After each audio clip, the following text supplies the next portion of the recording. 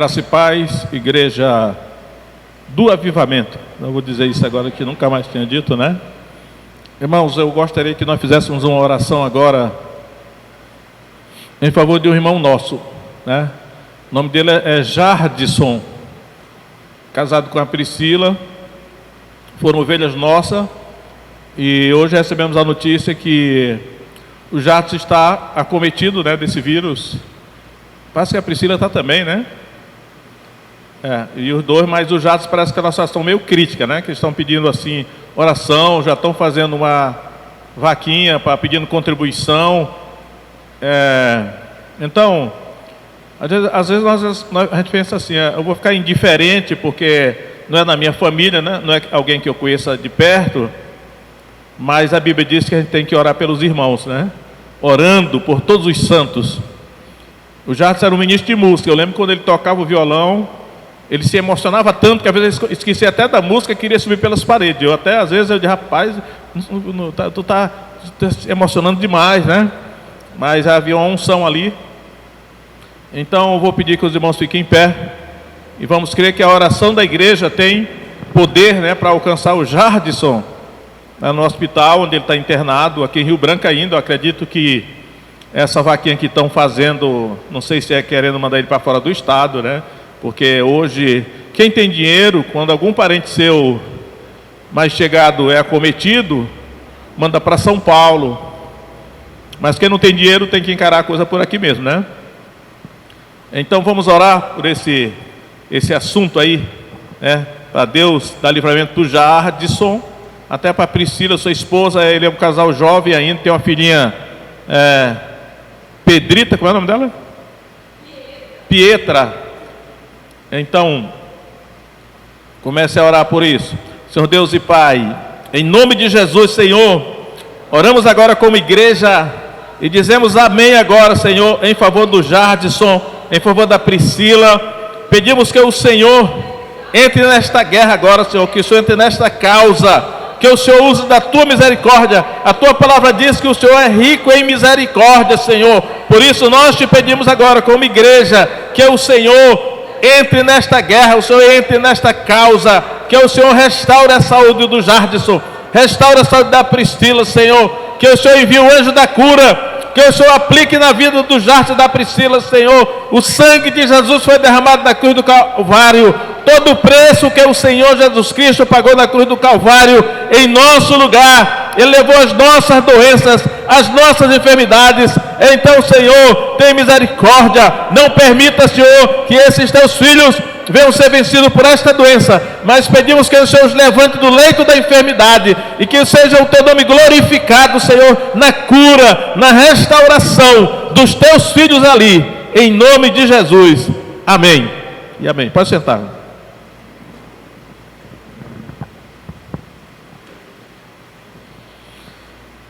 Então abra sua Bíblia agora, irmãos, lembrando que domingo são as eleições, né? E aí todo mundo está preparado para ir lá votar e tal.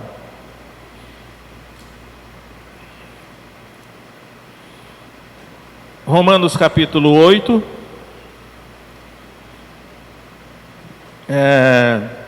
versículos 29 e 30.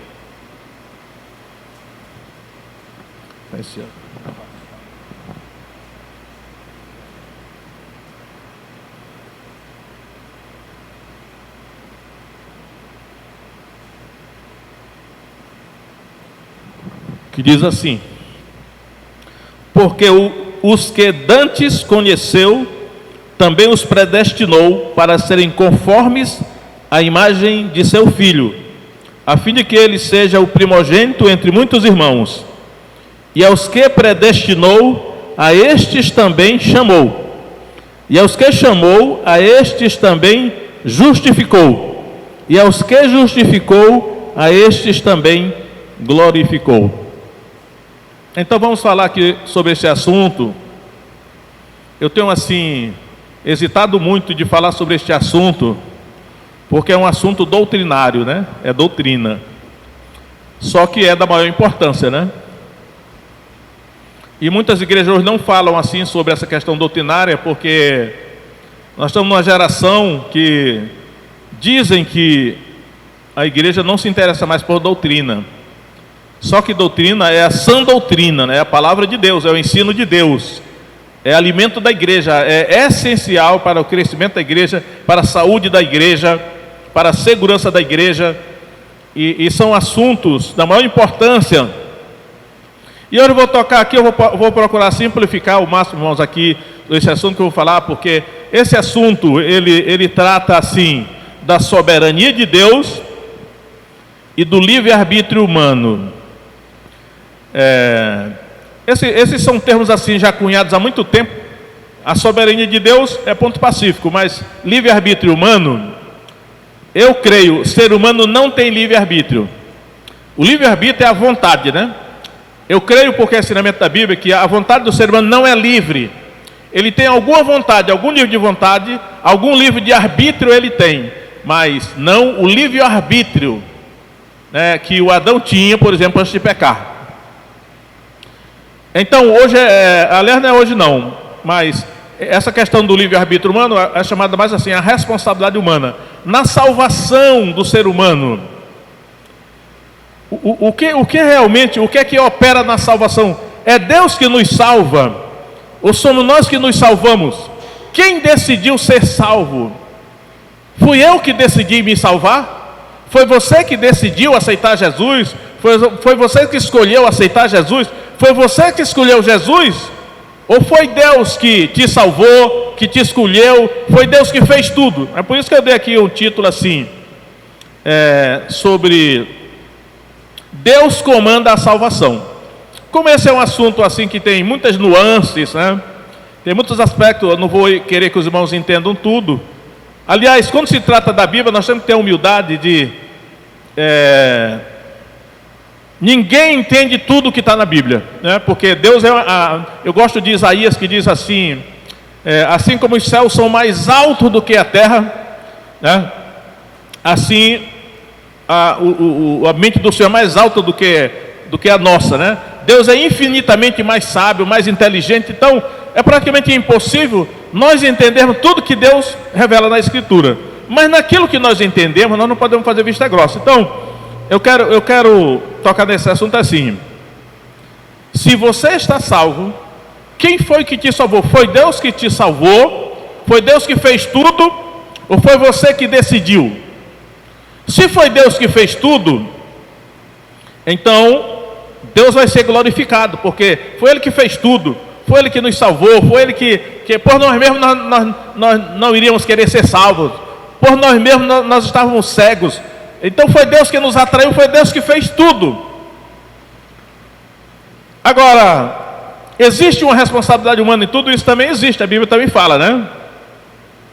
Assim, para simplificar, eu vou procurar falar em cima desse texto aqui, algumas coisas que Paulo diz nesse texto. Então, a primeira coisa que é assim: porque os que dantes conheceu, os que dantes conheceu, a palavra é conhecer, Deus conheceu. A questão é essa, irmãos, olha aqui, você acredita que Deus nos conheceu antes de nós virmos aqui para a terra? Você acredita que Deus nos conheceu antes de nós nascermos? Quando foi que nós tomamos consciência que nós éramos um ser humano? Quando foi que nós tomamos consciência que nós existimos? Mas aqui está dizendo que Deus nos conheceu antes. Porque a questão é essa, é muito complexa pelo seguinte, irmãos, olha só. Nós estamos aqui na terra, mas antes de vir para a terra, onde é que nós estávamos?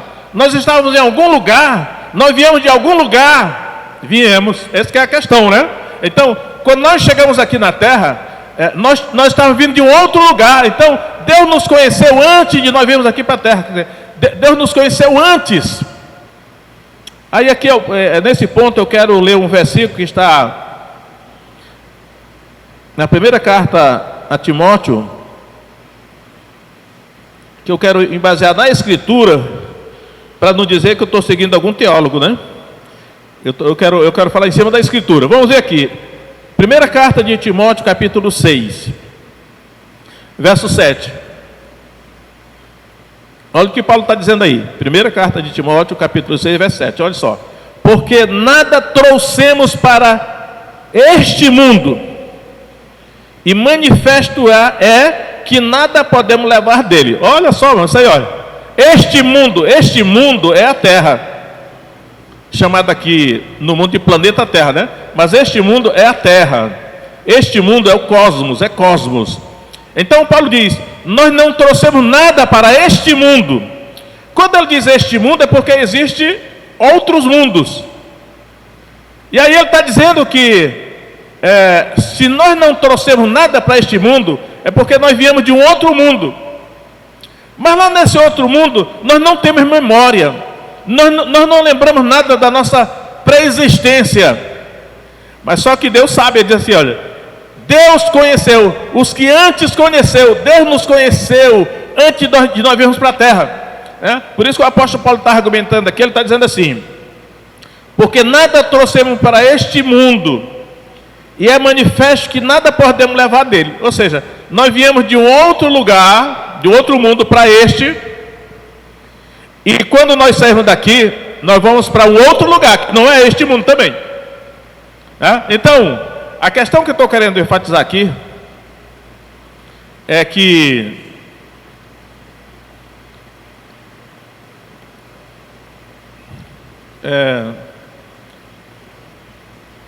eu gostaria que ficasse, vou pedir o Benaías, fica ali perto da porta. Eu sei que tem umas pessoas fazendo negócios aqui, mas porque elas não foram ensinadas, elas não sabem, né? Mas para orientar, né? Que nesse momento agora, as pessoas não se mexessem, não fossem ao banheiro, não fossem tomar água, a não ser no banheiro absolutamente necessário, né? Mas essas pessoas não foram ensinadas. Quem não foi ensinado não tem culpa, né? Mas pode ficar sentado também, Benaías. Se quiser ficar sentado, pode ficar, né? Que ficar em pé, eu já tenho um trauma, que eu fui militar durante muito tempo, tirei muito serviço, horas e horas em pé, né? Então, irmãos, olha só, Deus nos conheceu antes de nós virmos para este mundo, só que nós não temos memória de onde foi que nós viemos, nós não sabemos o que aconteceu lá, só que Deus sabe. Então, ele diz aqui, porque os que antes conheceu. Aí eu vou dar aqui um passeio aqui pela Bíblia para mostrar alguns textos para respaldar esse ponto. Jeremias 1. Jeremias capítulo 1.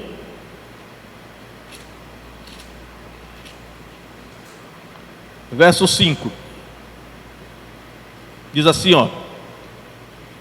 antes que te formasse no ventre, te conheci. Olha, conheci, né? Os que antes conheceu. E antes que saísses da madre, te santifiquei, as nações te dei por profeta. Deus está falando para Jeremias, antes que te formasse no ventre, te conheci. Olha, Deus conheceu Jeremias antes que Deus formasse o corpo dele, porque agora está falando o corpo, no ventre da mãe dele. Então, antes de Jeremias estar no ventre da mãe dele, ele estava onde? Ele estava em algum lugar, no outro mundo. E Deus está dizendo, antes que eu te formasse no ventre, eu te conheci. Naturalmente que o que é formado no ventre é o corpo físico, que é da terra, que é feito de elemento da terra. Mas o espírito, ele veio de outro lugar. E aí Deus está dizendo, eu te conheci, Jeremias, antes de eu te formar no ventre da tua mãe, antes de eu formar o teu corpo. Então, foi de um outro lugar que Deus conheceu, assim como nós também.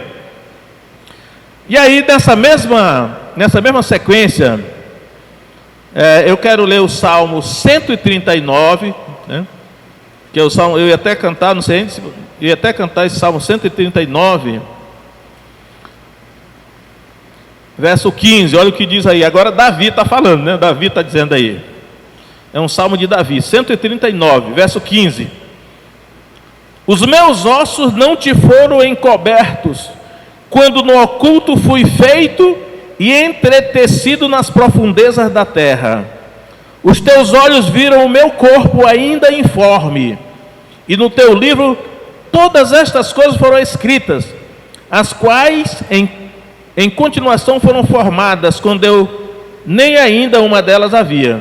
Então Davi também está reconhecendo, né, que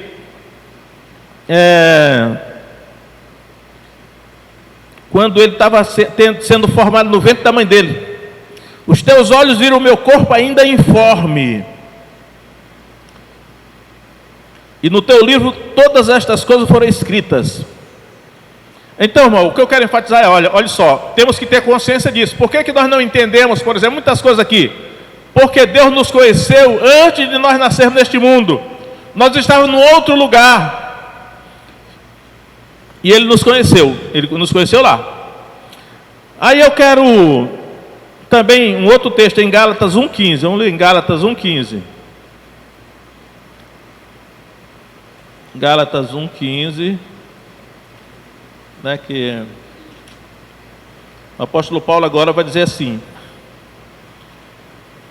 olha só, Gálatas 1,15: mas quando aprouve a Deus, que desde o ventre da minha mãe me separou e me chamou pela sua graça. Então Paulo também está reconhecendo que desde o ventre da mãe dele, Deus separou ele, e chamou. Essa expressão chamou é muito importante, guarde ela aí. Desde o ventre, Deus separou Paulo e chamou pela sua graça, para revelar seu filho em mim, ele vai dizer.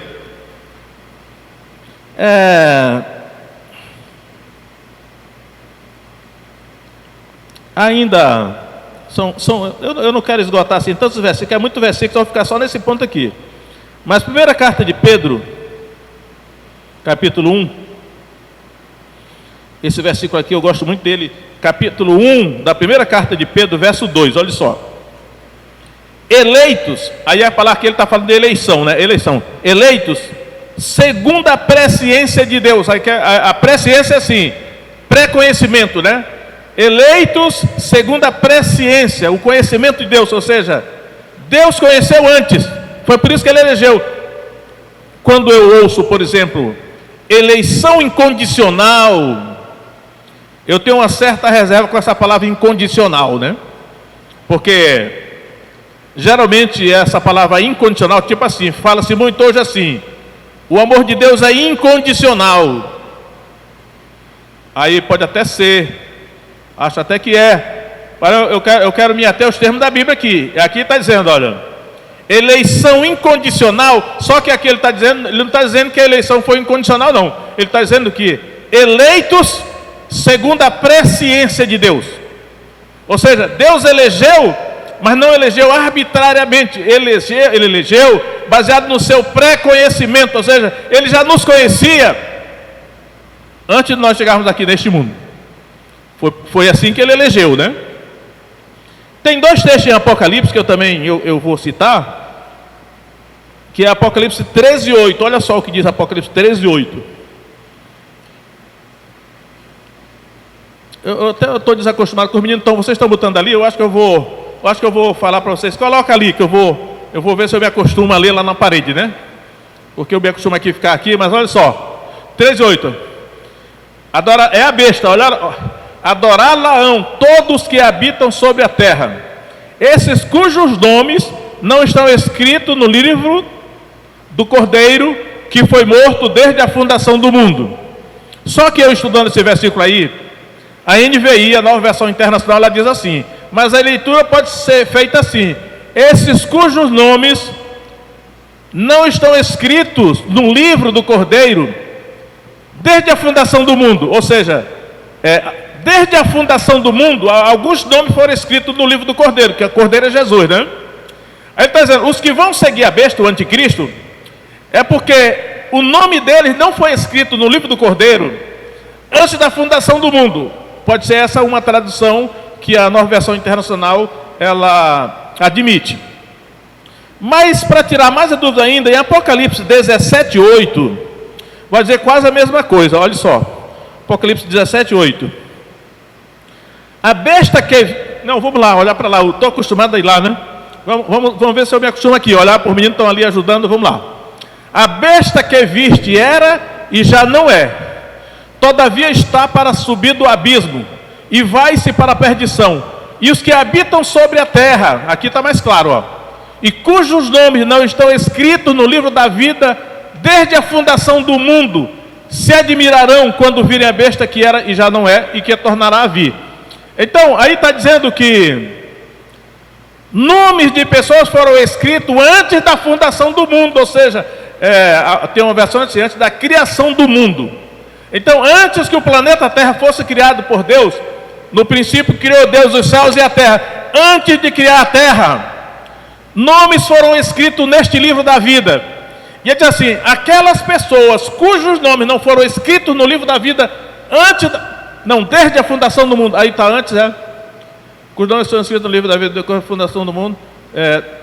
No livro da vida desde a fundação do mundo. Aí está desde a fundação do mundo. Então, essas pessoas que vão seguir o anticristo e a besta, é porque o nome delas não foi escrito no livro da vida desde a fundação do mundo.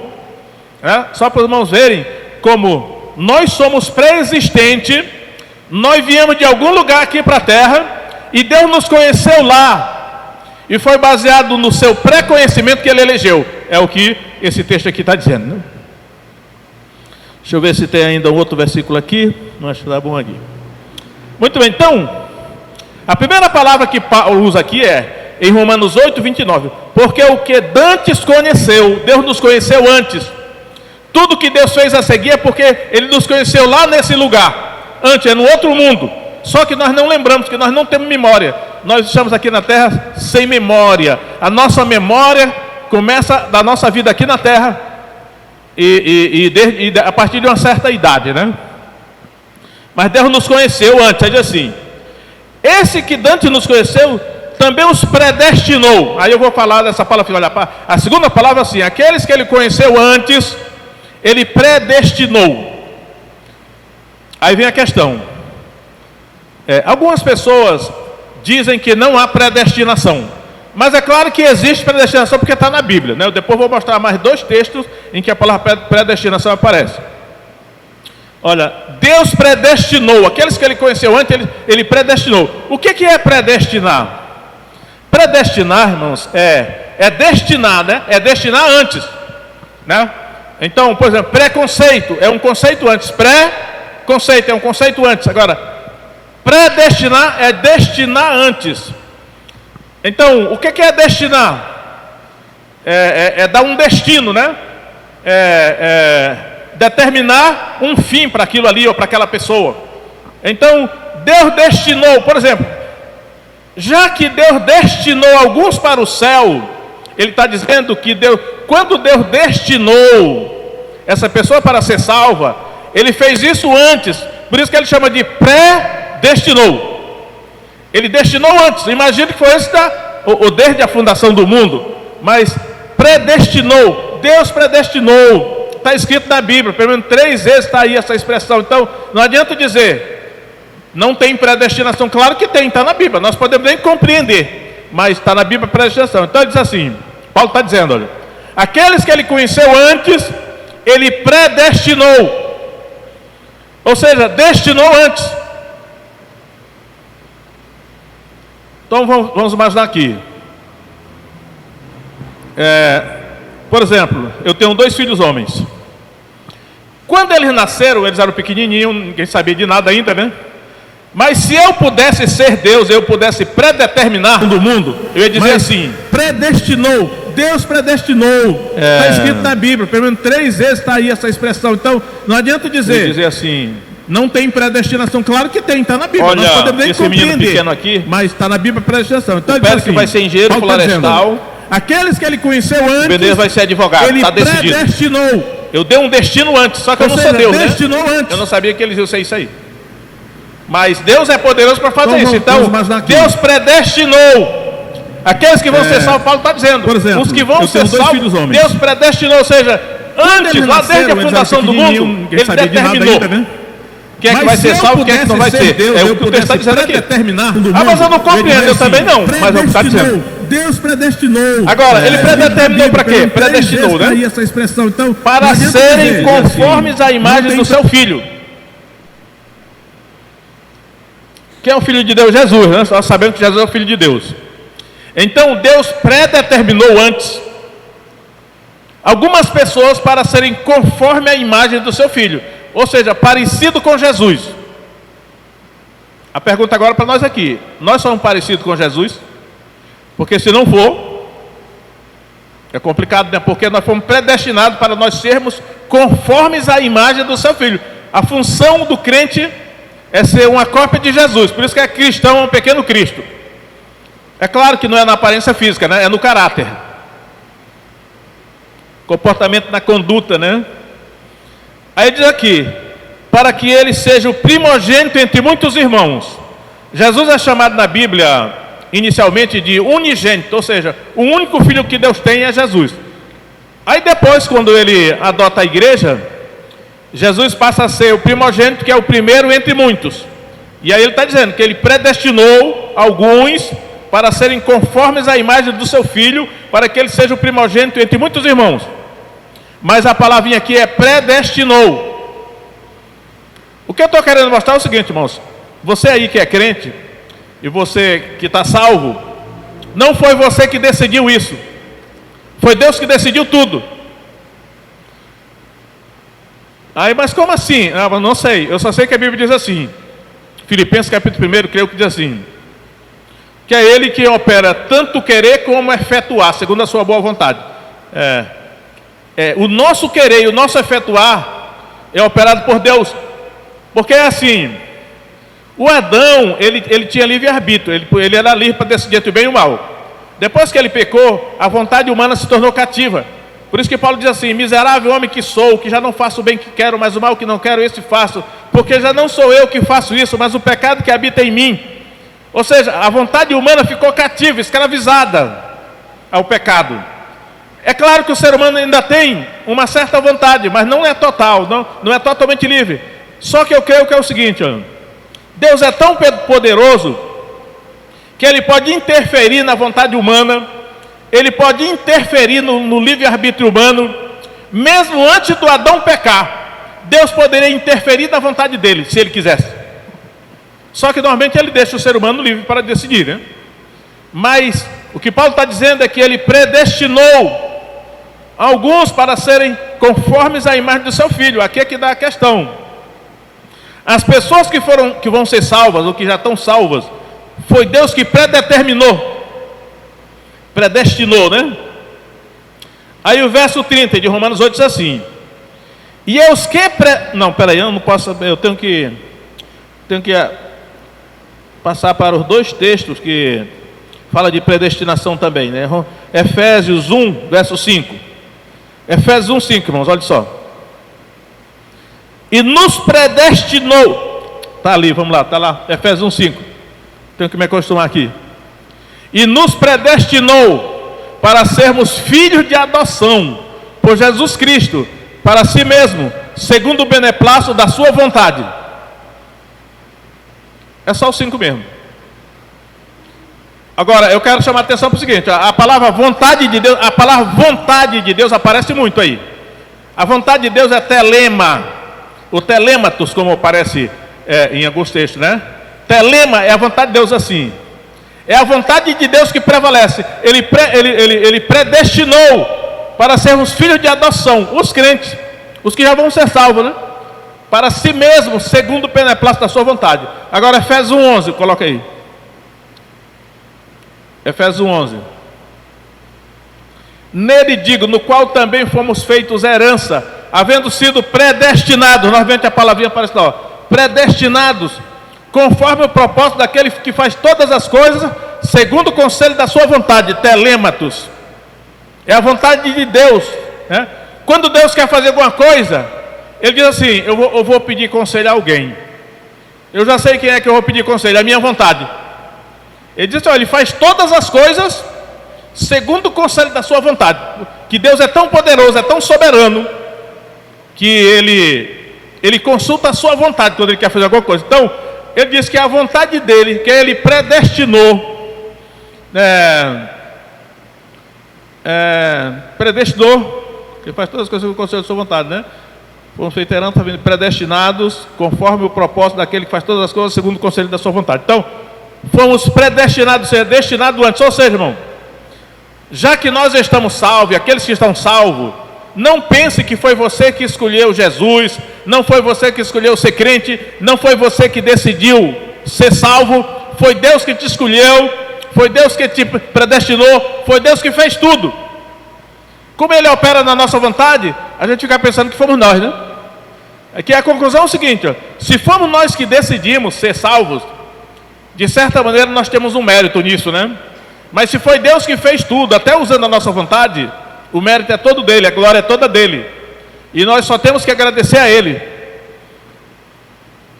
Está difícil de entender, tá? Não se preocupe não. Então vamos lá, voltando de novo para Romanos, capítulo 8. Diz assim, ó, predestinou, e aos que predestinou, a estes também chamou. Aqui eu tenho procurado entender isso aí, olha. Ele conheceu, ele predestinou aqueles que ele quis, que é a sua vontade, né? E agora ele chamou. Aí que está a questão, irmão. Quando é que Deus nos chama para ser salvo? É quando o Espírito Santo toca em nós. Ninguém pode ser salvo por sua própria vontade. O ser humano está morto em delitos e pecados. O ser humano está cego. O Deus deste século cegou o entendimento dos incrédulos, para que de onde resplandeça o Evangelho de Cristo e a glória de Deus. Então, o ser humano está cego para as coisas espirituais. O entendimento dele está entenebrecido. Ele está morto em delitos e pecados. Ele não tem vontade de ser salvo. Ele não tem vontade de se reconciliar com Deus. É Deus que opera. E aí, esse é o momento dele ser chamado. Então, os que predestinou este também chamou. Quando é que Deus nos chama? Quando o Evangelho é pregado para nós. É Deus nos chamando. Deus nos chama por meio da pregação do Evangelho. Paulo diz em 1 Coríntios capítulo 1: aprove a Deus salvar pela loucura da pregação aqueles que creem. Então, na hora que você ouve a palavra de Deus, que o Espírito Santo toque em você, abre o seu entendimento, leva você a entender o que está acontecendo. Aquilo é Deus chamando. Ele diz, ele chamou. Então, tem a hora de Deus chamar. Por isso que eu já vi algumas pessoas assim, né? Um jovem, eu sempre lembro daquele jovem que alguém pregou o Evangelho para ele.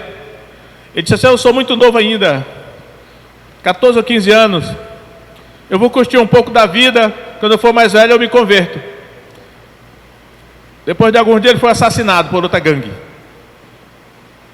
Então não adianta o pessoal dizer assim: olha, eu ainda estou muito novo, vou curtir a vida, quando eu estiver mais velho, perto de morrer, eu me converto e me salvo. Não é assim não.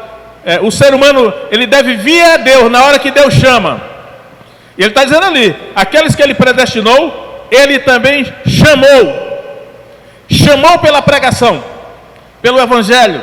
Então na hora que o ser humano ouve a chamada de Deus pela pregação do Evangelho, é Deus chamando ele, e ele deve ir, porque se ele não for na hora que Deus chamar, o Espírito Santo se retira e ele não consegue mais crer. Eu já estou misturando aqui a soberania de Deus com a parte humana, né? Responsabilidade humana, mas é o que está aqui. Então vamos lá. Nessa parte do chamar, quando é que Deus chama, eu quero ler aquele texto de novo que eu já li para vocês aqui um dia desse, mas que ele mata a pau, né? 1 Coríntios capítulo 7. E esse texto fala tudo sobre esse negócio de chamar, quando Deus chama, né? 1 Coríntios capítulo 7, verso 17. Paulo está falando aqui o seguinte: assim, vamos lá para a parede, já estou condicionado na Bíblia ali, né? Vamos para a parede lá. Somente ande cada um como o Senhor lhe repartiu, cada um como Deus o chamou. É isso que ordena em todas as igrejas. Vai passando até o verso 24, pode ir passando. Foi chamado alguém estando circuncidado? Permaneça assim. Foi alguém chamado na incircuncisão? Não se circuncide. Deus está chamando. A circuncisão nada é, e também a incircuncisão nada é, mas sim a observância dos mandamentos de Deus. Cada um fique no estado em que foi chamado. Foste chamado sendo escravo, está correto. Não te dê cuidado, mas se ainda podes tornar-te livre, aproveita a oportunidade.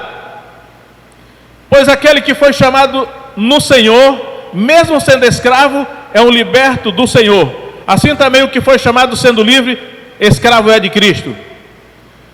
Por preço fostes comprados, não vos façais escravo de homens. Irmãos, cada um fique diante de Deus no estado em que foi chamado. Deus chamou pela pregação. Quando você ouviu a pregação, seja a pregação individual de uma pessoa, seja a pregação coletiva num culto, numa cruzada, é Deus te chamando, né?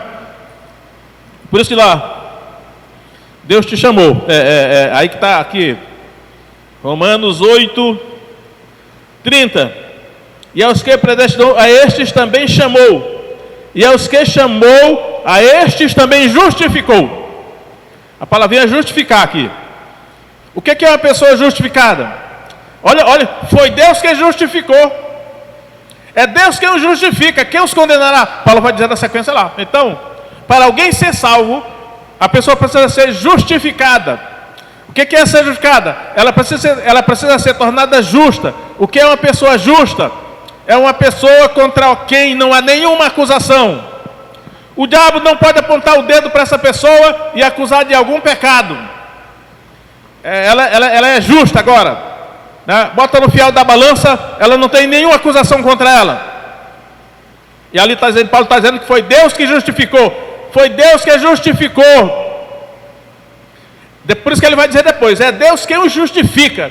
Quem os condenará? Cristo Jesus é quem morreu, o antes que ressuscitou dentre os mortos, o qual está à direita de Deus e também intercede por nós. Foi Cristo Jesus quem morreu, antes que ressuscitou dentre os mortos, né? Então, irmãos, para ser salvo, é preciso ser justificado. Só que ele está dizendo que é Deus que nos justifica. Como é que Deus nos justifica? Já que Romanos 3 diz assim, todos pecaram. Aí eu digo para vocês, a revelação que eu tive recentemente quando Paulo fala todos em Romanos 3, 23, significa todos os judeus e os gentios, todos é isso aí. Todos pecaram, os judeus pecaram, os gentios também. Não é justo nenhum sequer, ele vai dizer lá. Mas ele diz assim, e Deus nos justificou quando ele perdoou todos os nossos pecados. Uma vez que os nossos pecados foram perdoados, Satanás não pode nos acusar mais de nada, porque alguém vai dizer assim, Satanás vai comparecer diante de Deus e vai dizer, olha, eu quero reivindicar a vida daquela pessoa, que ela está em tal pecado. Mas aí, né, se a pessoa for crente, os pecados passados dela foram perdoados. Então ela foi justificada, porque Jesus já pagou o preço dos pecados dela. O sangue de Jesus foi derramado para pagar o preço dos pecados. E aí, aquela pessoa que foi perdoada, o sangue de Jesus pagou o preço dos pecados dela, o diabo não tem mais nenhuma acusação contra ela, então ela é justa, ela foi justificada, mas diz, foi Deus que a justificou. Mas aí depois de ela ser salva, se ela continuar a pecar, ela terá que confessar para receber de novo a absolvição, que João diz, né? Filhinhos, essas coisas vos escrevo para que não pequeis. Todavia, se alguém pecar, temos um advogado para com o Pai, Jesus Cristo justo.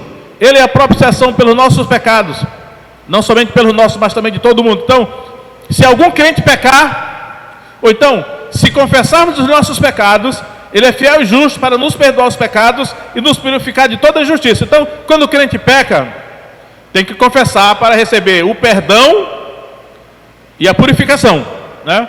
Esse é o caminho, para a pessoa é justa, ela foi justificada, porque os pecados foram perdoados. Mas ali está dizendo que foi Deus que justificou, né? A estes que Ele chamou, a estes também justificou. Deus justificou, foi Deus, não foi eu que me justifiquei, foi Deus que justificou. Eu vou ler ainda aquele versículo, aquele texto lá, 1 Coríntios capítulo 6. 1 Coríntios capítulo 6, esse texto aqui é tremendo, já preguei aqui para vocês, acho que esqueceram, né? Mas vamos lá. Olha só, irmãos. 1 Coríntios capítulo 6, vamos lá na parede de novo. Verso 9. Não sabeis que os injustos não herdarão o reino de Deus? Não vos enganeis, nem os devassos, nem os idólatras, nem os adúlteros, nem os efeminados, nem os sodomitas, pode ir, nem os ladrões, nem os avarentos, nem os bêbados, nem os maldizentes, nem os roubadores herdarão o reino de Deus. Continua. E tais fostes alguns de vós, agora veja só o que eu vou dizer agora. E tais fostes alguns de vós, mas fostes lavados. Essa revelação eu recebi recentemente. Já falei para vocês, olha. Mas foste lavados. Quando é que o crente foi lavado? No batismo nas águas. Lavado no batismo nas águas. Então, foste lavados. Mas foste santificados. Quando foi que o crente foi santificado? Quando ele foi batizado no Espírito Santo, ou quando ele recebeu o Espírito Santo, ele foi santificado. Aí ele diz, a terceira coisa, mas foste justificados. Olha, foste justificados. Aí eu vou dizer um negócio para vocês. Eu pensei até que a pessoa era justificada antes de ser batizado no Espírito Santo, mas ali está dizendo que lavados, santificados e justificados. A justificação veio depois da pessoa ser batizada no Espírito Santo. Aí ele continua. Em nome do Senhor Jesus Cristo, sabe o que é em nome do Senhor Jesus Cristo? É o batismo, né? Em nome do Senhor Jesus Cristo é o batismo. Atos 2:38. Arrependei-vos, sede batizados em nome do Senhor Jesus Cristo para perdão dos pecados, ou remissão. Aí ele segue, né? E no Espírito do nosso Deus. O que é no Espírito do nosso Deus? É o batismo no Espírito Santo, é a santificação. Para ser justificado. Estou procurando expor o que está na Escritura, né? Então, Paulo está dizendo, olha, aqueles que Deus chamou, Ele também justificou.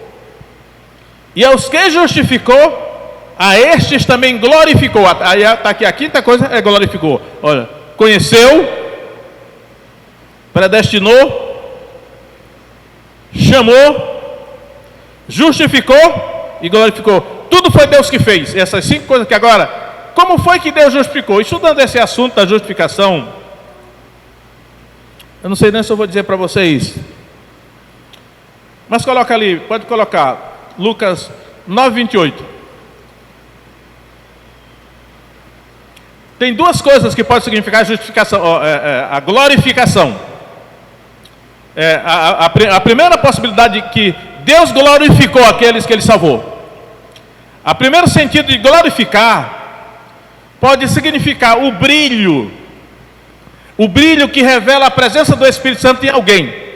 Esse brilho geralmente está invisível na pessoa, mas no Monte da Transfiguração, esse brilho apareceu tanto nas roupas de Jesus, como na face dele. E apareceram Moisés e ele, vamos olhar. Cerca de 8 dias depois de ter proferido essas palavras, tomou Jesus consigo a Pedro, Tiago e João, subiu ao monte para orar. Continua. Enquanto ele orava, mudou-se a aparência do seu rosto, e a sua roupa tornou-se branca e resplandecente. Resplandecente. Esse brilho resplandecente é a glória. Eu creio que ele é a glória da presença do Espírito Santo, só que ele fica invisível e só aparece em algumas ocasiões. Nesse caso aqui, apareceu tanto no rosto de Jesus como nas vestes dele o brilho. Aí vai na sequência, que apareceram Moisés e Elias.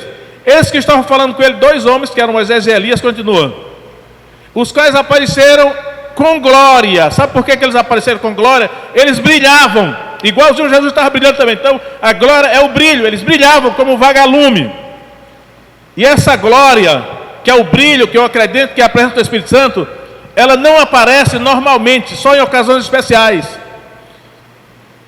E aí, vai aparecer uma nuvem aí, só que aí nesse texto não vai dizer, mas em Mateus 17 vai dizer que a nuvem que apareceu, ela era luminosa, ou seja, a nuvem também, ela estava glorificada, porque era luminosa, a presença de Deus estava lá, e ela brilhava.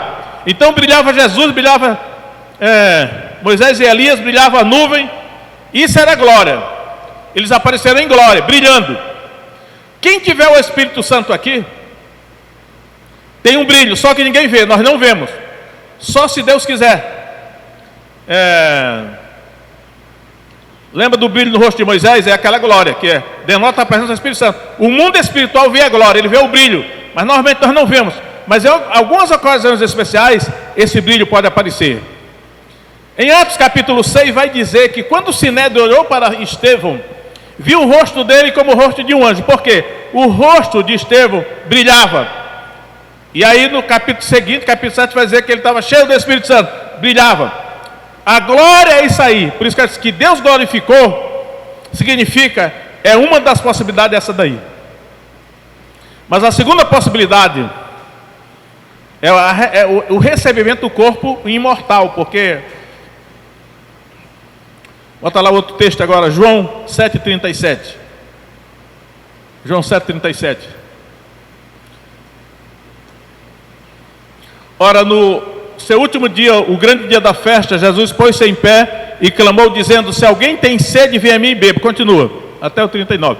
Quem crê em mim, como diz a Escritura, do seu interior correrá um rio de água viva.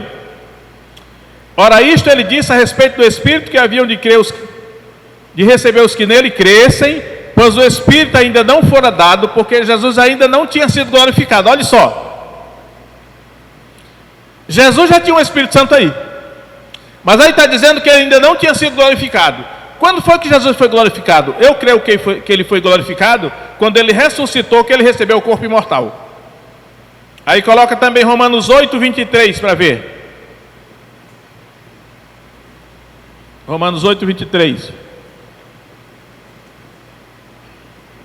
E não só ela, a criação, mas até nós que temos as primícias do Espírito, também gememos em nós mesmos, aguardando a nossa, ali está errado, não é adoração, é adoção, a saber, a redenção do nosso corpo. A redenção do nosso corpo que nós aguardamos é a recepção do corpo imortal. Eu creio que é um dos sentidos de que Deus glorificou aqueles que Ele salvou. E ainda, nesse mesmo, em Romanos 8:11, coloca Romanos 8:11 aí, porque vai associar o Espírito Santo com o corpo. Olha só. E se o Espírito daquele que é dos mortos ressuscitou a Jesus habita em vós, aquele que é dos mortos ressuscitou a Cristo, Jesus, há de vivificar também os vossos corpos mortais, pelo seu Espírito que em vós habita. Ou seja, irmãos, vejam só, o segredo todo é o Espírito Santo. Quando o Espírito Santo é dado ao crente, há uma glória nele, há um brilho, como de vagalume, mas ninguém vê, só se Deus quiser em ocasiões especiais. E esse mesmo Espírito, eu não entendi esse versículo aí, ultimamente eu entendi assim: o Espírito Santo que habita em nós, é Ele que vai vivificar o nosso corpo mortal, para se tornar um corpo imortal, que é exatamente o que o verso 23 vai dizer, que a redenção do nosso corpo é quando o nosso corpo se tornar imortal. Isso vai ser operado pelo Espírito Santo que já habita em nós. Então você vê que a presença do Espírito em nós, ela é que vai fazer tudo. Então, irmão, está aqui as 5 coisas que Deus fez. Deus comanda a salvação porque Deus nos conheceu antes, Deus nos predestinou, Deus nos chamou, Deus nos justificou e Deus nos glorificou. Foi Ele que fez. Aí a gente pergunta assim: mas onde é que entra a nossa vontade disso? Eu não sei, porque tem texto que também coloca em nós responsabilidade, né? Mas Deus opera por meio da nossa vontade. É claro que tem vários textos que mandam a gente se esforçar e ser fiel, né? Mas isso aqui é para glorificar Deus, que a nossa salvação é operada totalmente por Deus. Embora o Espírito Santo acho que vai operar em nós para a gente corresponder a isso aí. Então eu quero deixar essa. E se a pessoa disser assim: então não vou fazer mais nada não, porque já que é Deus que faz tudo, eu vou ficar aí acomodado. Aí você está provando que você não foi escolhido por Deus, porque Ele escolheu antes, porque Ele já viu toda a sua vida. Se Ele viu que você é uma pessoa que não tem nenhum interesse, acomodada, preguiçosa, não tem compromisso, Ele provavelmente não lhe escolheu, nem colocou o seu nome no livro da vida. Porque aqueles cujos nomes foram colocados, Deus viu que eles vão se esforçar, que eles vão ser fiéis, que eles vão ter compromisso. Por isso que Deus escolheu. Mas é pelas obras? Bom, Ele elegeu segundo o seu pré-conhecimento. Ele já nos conheceu antes.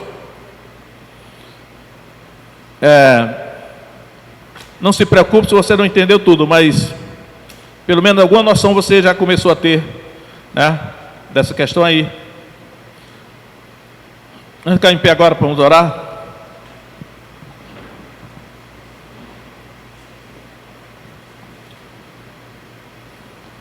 Eu sei que a gente está aqui na terra e é até de se esperar que os seres humanos estejam preocupados só com aqui e agora, né? Com a saúde, com a felicidade, com o dinheiro, com o emprego, com as coisas aqui desse mundo mesmo. Isso é muito importante também, só que nós temos que ver que a ênfase, a prioridade de Deus, quando Jesus morreu na cruz, é para nos salvar. Aquelas coisas lá são as principais. Essas outras que a gente busca aqui, elas são secundárias, né? Então vamos agradecer a Deus porque Ele nos escolheu. Nós pensamos que fomos nós que decidimos, na verdade foi Ele que fez tudo. Ele trabalhou por meio da nossa vontade também. Vamos agradecer a Deus que tudo é para a glória de Deus. Ultimamente eu tenho visto que a principal mensagem da Bíblia é assim, olha: portanto, quer comais, quer bebais, ou façais qualquer outra coisa, fazei tudo para a glória de Deus. Tudo que nós fizermos ou deixarmos de fazer, tem que ser para a glória de Deus, contribuir para engrandecer a Deus, porque de outra maneira Ele não aceita, né? Então, vamos agradecer porque a nossa salvação é para a glória dEle, porque foi Ele que fez tudo. Feche seus olhos, irmãos.